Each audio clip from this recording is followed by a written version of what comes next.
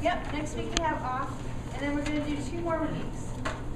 And what we're going to do in the last 2 weeks is we're going to do a couple more topics, but it's going to be mostly like working in class time. And we're going to be working on your business plans. So, does everybody have access to maybe a laptop computer that they can bring with them? Next 2 weeks? The 2 weeks. We can bring 2 extras too. That'll help. Oh, you have extras? Yeah. Okay. So everybody should be covered then, right? Does everybody feel like they don't have access to a computer then? Okay, great. So, I'm going to go back to, so the thing is you've already written most of your business plan. Did you know that? So most of what we've been doing all through the Co-op Academy is your business plan. So what we're bringing for you next time is basically an outline that's going to bring it all together for you. So it's going to, you're going to have to refer back to all the work that you did, but it's going to be pulling all of that work you did into your business plan document. And so I'm hoping the next 2 sessions we're going to be able to not necessarily write every word of it. The more you can do, obviously, between sessions, the better. But if you work, if you work pretty well on it, you can take the work that you've already done and turn that into your business plan. Is everybody excited about that? Yeah. Okay. Let me find the document I'm looking for. So what I want to do right now is go back to our 28 questions document, 28 questions for 28 questions before meeting with your lawyer. You got that a couple of weeks ago, I think.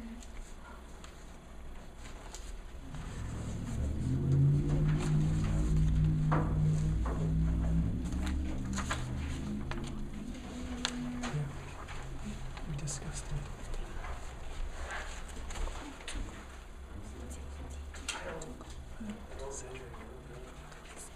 We gave it to you, right? Yeah, It's like a leadership 28 questions to consider before meeting with your lawyer. We got it 2 sessions ago. So, do you guys have it? Did anybody find it? It looks like this. Yeah. Okay, so somebody has it. So we can click off the board. So, this is we kind of passed this out at the end of class a couple weeks ago, and it's also a pretty complicated document. So the purpose of this is to help you guys figure out the questions you're going to need to answer in order to do your incorporation documents and your bylaws or operating agreement, right? So is anybody still trying to figure out whether they're going to be a corporation or an LLC?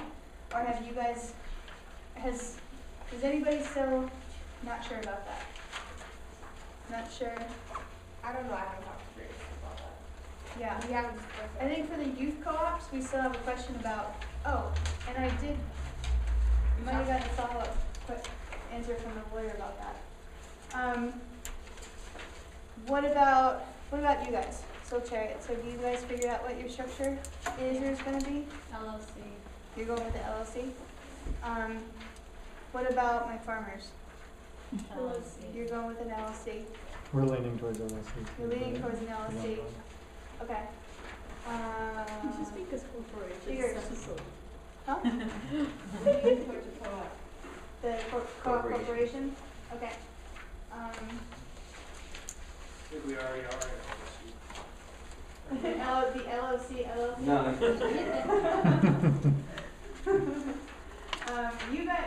Do you guys know, are you going to be, you might be part of another business, is that right? Yeah, we were part of Co-op Power, so. Okay. Which So is a that's- corporation, Which is a cooperative corporation. a, right, they're a consumer-owned cooperative corporation. So that could, yeah, we don't know yet what's happening there. Okay. All right. So we've got mostly LLCs here and one cooperative corporation. So that's why this document is written the way it is, because it's meant to take into account both LLCs and cooperative corporations. So let's look at some of these questions. Some of them are really difficult and some of them are really, really easy. And the idea of this document, this was written by a lawyer in California named Jenny Casson. and she's kind of an expert in cooperative legal structures. And basically the idea of this is that you answer these questions, bring them into your lawyer, and they'll draw up a draft of your articles of organization and your operating agreement. So an LLC has an operating agreement and a cooperative corporation has bylaws, right? That's in your checklist. So you guys are working with Gallery, right? The Till Chariots, which is fantastic. Do you guys have a lawyer that you're working with? Okay. All right. What about you guys? Not so much. Who else has a lawyer? Okay. So, in order to incorporate and draw up your bylaws, you're probably gonna need to work with a lawyer. So do we work with a lawyer from the beginning, or do we write it and then hire a lawyer to review it? Yep. What I would recommend is actually using this document, answering these questions and bringing it to your lawyer. And tell them that you intend to be an LLC or you intend to be a corporation, and they'll draw up a draft of these things for you. If you don't have the money to pay for a lawyer, which hardly anybody ever does, you can look at one of the legal services. What does Gallery do? She's at the So it's a clinic. Does that mean are you guys paying for that, or that's wonderful. That's so great. There's other places that do that. I don't know if there's a place in Worcester. Do you know if there's a place that does that? There was one, the Massachusetts Justice Project, Okay. through Community Legal Aid. It was Yep. Legal Assistance Corporation of Central Mass. Now it's Community Legal Aid. I don't think they have a really active program, but if someone approaches them, they might be able to find a free lawyer or something. Okay. So these are things you can usually find a free lawyer. You can also, I know that the Harvard Law School Transactional Clinic does this work. You have to kind of schedule with them ahead of time, but usually they'll be able to work with you, and I don't see why they wouldn't work with groups in Worcester. I don't think they're just Boston or something like that. So that's another place to look. But yeah, if you're in Rhode Island, I see no reason to not go to Gallery. Okay, so I'm gonna try and we're not gonna be able to just we're not gonna be able to answer each one of these, but I'm gonna explain what some of them mean because this was written by a lawyer and therefore parts of it are not understandable. So it was written by a really great lawyer who tried really hard to make it understandable, but it still needs a bit of translation, English to English. So, some of the questions are easy. What state will you be operating in? Will you have members that live in more than one state? Will you have, and this is pretty easy to find out. Like, some of you might be traveling from outside of Massachusetts or outside of Rhode Island, but others will not be. So that's a pretty easy question. The main activities of the co-op and how will it earn revenue? Does it need to raise capital? If so, how much capital? And this is what we're trying to figure out when we do that fixed assets worksheet that we still have to go back and look at some more. But raising capital, so we need to raise capital for a couple of things. For any fixed assets you want to invest in, and any working capital you're going to need for the first couple of years. So they're going to want to know whether you're going to invite outside investors into the cooperative. This was one of our main questions when we went through this. We were like, that sounds great. We should get some outside investors. Yeah. But does that mean a whole bunch of more regulations that we need to go through? Really good question. Can we have people that donate instead of invest instead, or Do we need Yes. to pay dividend? right? Right. All of those are really good questions. So, and actually, most of what I know in answer to these questions, I learned from this lawyer. So, you can get people to donate to your co-op. You can run like a crowdsourcing campaign on Indiegogo or something.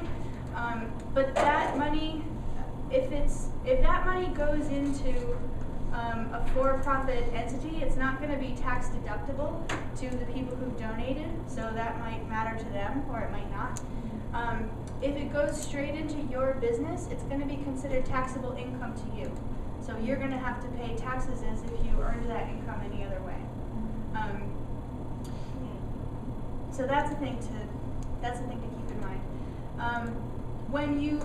If you're going to offer people that you don't know an ownership share in your co-op, right? Which means they have a financial interest in your business and you're going to pay them dividends.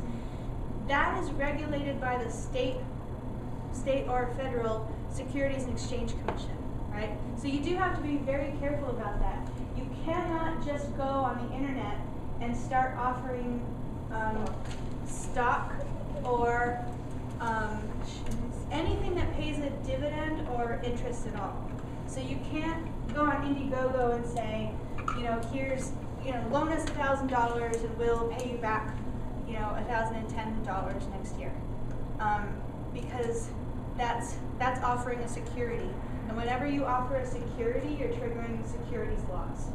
So there are a few ways. To do this, and I'm going to tell them to you. So one way is actually this lawyer Jenny. She works at a firm called Cutting Edge Capital, and we're actually working with her at Cerro Co-op in Boston to do a direct public offering.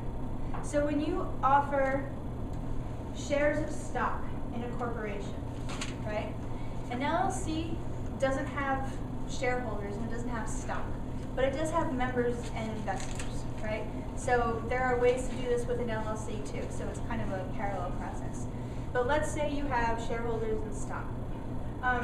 There's a few ways that you can offer stock in your corporation. One is through, if your corporation is a publicly traded corporation. Does anybody know what that means? If you're publicly traded? If you're on the stock market, anyone can, regardless of your own choice, anyone can buy shares in your business. Right. So your shares of stock are available to the public. They're publicly traded. People can sell them to each other without consulting you. And that also means that being on a stock market means that the prices of the shares can go up and down. So people, you buy a share of stock in a corporation and it goes up and you've made money, and it goes down and you've lost money. That's a regular corporation. A cooperative stock doesn't appreciate or depreciate anymore. It stays at the same level. So that's a public offering.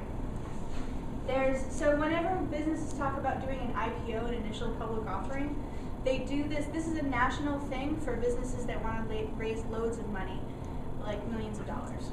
And the reason why it's only really open to those is because when you do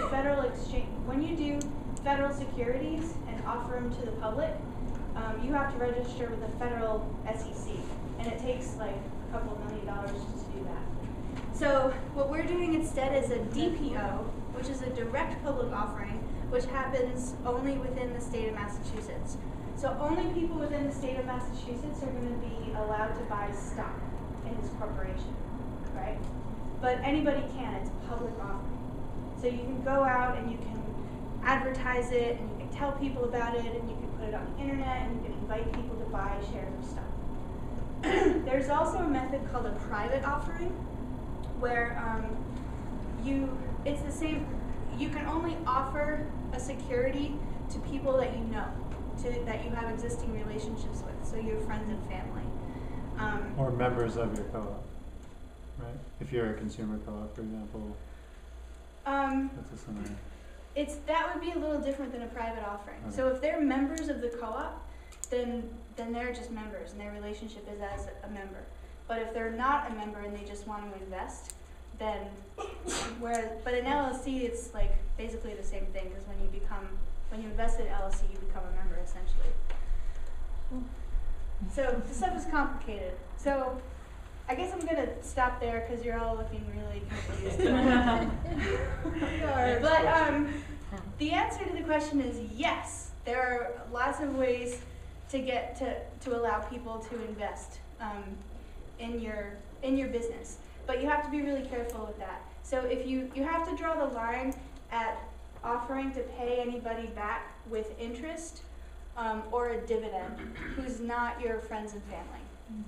Once you've done that, you're offering securities, and you should be following securities laws, which means you should talk to a lawyer, preferably this one. So, what will be the advantage if you offering securities? Aren't you better off like taking a loan? Sometimes you someplace? can't get a loan. So the okay. reason to do this instead of getting a loan is most lenders are going to want to see some kind of collateral. So if you don't, it's this weird chicken and egg problem. So if you want to borrow money to buy a truck or a building, the building or the truck becomes collateral itself, which means if you don't pay back the loan, they're going to come and take the truck, take the building, and they own that now. That's their protection, right? So, but if you need a loan for startup working capital, the money that it takes to run your business, there's no collateral there. Like, if they give you a bunch of money and you lose it and you can't pay them back, then there's nothing, then it's gone and there's no security for them. So a lot of times a lender is going to want to see that you have capital, that you have equity, sorry. And this kind of investment is considered equity. Okay. So you might need the equity in order to get the loan. Okay, I'm going to keep going. Does anybody, just so I know for the last 2 weeks, does anybody want to spend a lot more time on financing? Yes. Yes. Wait, financing. Yes. Like we just talked, The like financing. how to get money for your cooperative to work with. Yeah. Yes. Yes. Yeah. Okay. I thought you thought she had finances. Okay. Financing. Capitalization, getting equity and debt. Okay. All right, we're gonna make sure that's in the next one. Okay. The next question is, will all the workers be members? In other words, will there be employees who never become members? Has anybody run into this question in their co-op? Yes. Yeah? How did it come up for you guys? No, we were just waiting that sentence and we say yes. Might be willing to have employees who might not be members. And why would you have employees that are not members? That's a good question. Before they become members, for example, if they're Okay. a temporary status or a provisionary status, I mean. Yeah. Or if they're a different kind of member where they are more of the marketing side of our co-op and not the worker owner side. Well, they wouldn't be employees at that point then. I forget, there was another, We also said Scenario. we start by being contractor or something like that. yeah. Okay. So, but you guys figured out what it is you want to do, and that's in your document for your 28 questions? We have questions about the 28 questions around that. Yeah. Okay. Well, let's do it. This is our time to answer those questions. So, what's your question? Is your question about this one, or? Yeah, but I have a question about this one. Maybe Okay, the dude's yeah. gonna answer that. We can They're just start. saying, so we just had a meeting with the legal assistants at the clinic, Yeah. and they were asking us, are people on track? So our goal is to have everyone who enters the co-op be on track for membership. Okay. And there's a period of time where people are working towards the opportunity to join on as a member. But they're asking us, what is the status of those people before they're a member? And so we were kind of like, well, what are our options? Like, we don't know, are there other options besides having paid employees? And right now we're kind of operating people as independent Right. contractors. Yeah. And is that, so I guess our question is that something good to establish, or is it good to have employees? Or like, what are the options for co-ops who often have just like probationary period or like a period before they're members? Right. Okay, so there's two different things we're talking about. So this question is asking, will there be employees who never become members, right? So, but there's also the question of the probationary period, and just about every co-op has a probationary period. Does everybody understand what I mean about a probationary period? I can't remember if we've gone over this before. That's when you've been hired in, but you haven't been voted in as a member, right? So you're taken on as a worker, but you're not yet a worker owner. And it's a good question that I have also run into. So if you were set up as the kind of organization that doesn't have employees like you guys right now, then sorry guys, we're just gonna head all over. It's okay. Then yeah, you are in this kind of conundrum. So you can bring somebody in as a contractor, the way that you normally would, and then after that probationary period, vote them in as a member. The problem there is whether you are violating those employment laws, those misclassification laws. So if somebody should be classified as an employee, and you're misclassifying them as an independent contractor, then that's where you guys would be getting into trouble. But that seems to me like that would apply to your whole co-op, not just the people, not just the probationary people, right? I mean, if you guys are drawing an hourly, well, okay. So the way it's set up now, you guys are not drawing an hourly wage. So I'd say the way that you have it set up now is fine. To have people on is, well, I'm getting all confused now. The way that you have it set up now is that people pay into the co-op, right? They pay a percentage of what they earn into the co-op. So that's not even like on the board here. That's not even what we're talking about. So the question is really, if you switch to a system where you guys are employees, then what happens? So you could hire people on as employees, and then after your probationary period, vote them in as members. Are there any other Options. It's common for people, it's common for businesses to hire somebody on as an independent contractor in the beginning, and then say, like, if it works out, then we'll take you on as an employee. I don't know if that's legal. I don't really think that's legal. I think that's misclassifying people. I think this is something that would affect a lot of our co-ops. We're in a similar place, and maybe we should talk about it more with the lawyer next session. Yeah. The other thing that we have is that some of the youth will be with us as employees during their training period, Right. and only some of them would actually be hired on as full members of our co-op.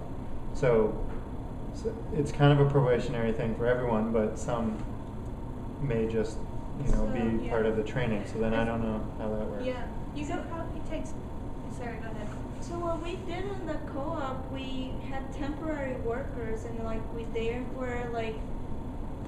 we actually used, it was another co-op that it was a temp agency, and we would hire them through them. So they would not have as much work as we did as full members. So it was, and they were, because they weren't trained. So we had certain language, so they weren't full-time workers, but we had to pay for taxes and all the other stuff as a regular employee. Even though us, as members of the co-op, were owners, Right. so we were kind of like contractors ourselves, because So once you became an owner, you weren't getting taxes taken out and everything? It's very interesting. Okay. because you would be like owner. And it was an LLC? But I don't know how it works in Massachusetts that way. Yeah, I know that I think that Massachusetts is stricter than Rhode Island about those misclassification laws. But I'm not a lawyer, but yeah, that's what I was going to suggest too for you guys. You could take somebody on, I think you could take somebody on as a temporary employee and have like a contract with them that says this is a temporary situation, that you're going to work with us for 3 or 6 months or whatever, that you're going to be an employee, taxes are going to be taken out. But I think that the question in my mind in that situation would be unemployment benefits. And if you don't take them on as a member of the cooperative and their temporary employment ends, would they be eligible to collect unemployment? Because that's going to end up costing you money. And if you sign a contract with them ahead of time that says they're a temporary employee, I'm not sure if they're eligible for unemployment then or not. What's the advantage of being hiring them as temporary employees if you can instead hire them on as independent contractors? Because I think it's illegal to hire them on as independent contractors. If somebody's really working for your company under your direction, And they're doing really what- your employee. and doing what is your business. Like Right. you can hire contractors that, like a lawyer or Yeah. a painter. If you're not a painting company and hire a painter, then he can be a contractor. But if what you do is landscaping and you're hiring somebody to do landscaping as an independent contractor, you violating law because Yeah. he should be your employee. Yeah, I agree. Yeah. Okay, so we made it up to, let's look at one more question and then we'll bring this up next time. So the next question is about this probationary period. So you guys do need to figure out if there's going to be a probationary period and how long it's going to be. And you guys need to start thinking about this and put down a number. So close.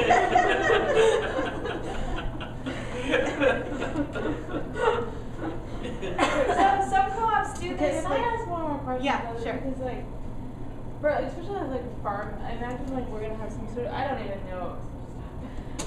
We're gonna have some sort of like apprentice, like that's like really common in farming, and like the goal would be to have apprentices that then become owners. Yeah. But like I know some farms do weird things where they might have like an educational nonprofit and like pay their apprentices Yeah. through that. It's just like, Yeah. is that like, I mean that's just like a whole other layer of like We I are don't know. bullshit. Maybe. There's a lot of layers of bullshit. Yeah. Yeah, and like you said, there's a lot of places where farming is exempt from regular labor laws. Yeah. So I don't know the answer to that. I know a lot of people who have been farm apprentices, but I don't know under what conditions and what. Yeah, I think there's like a lot of really random laws that I don't really understand. Yeah.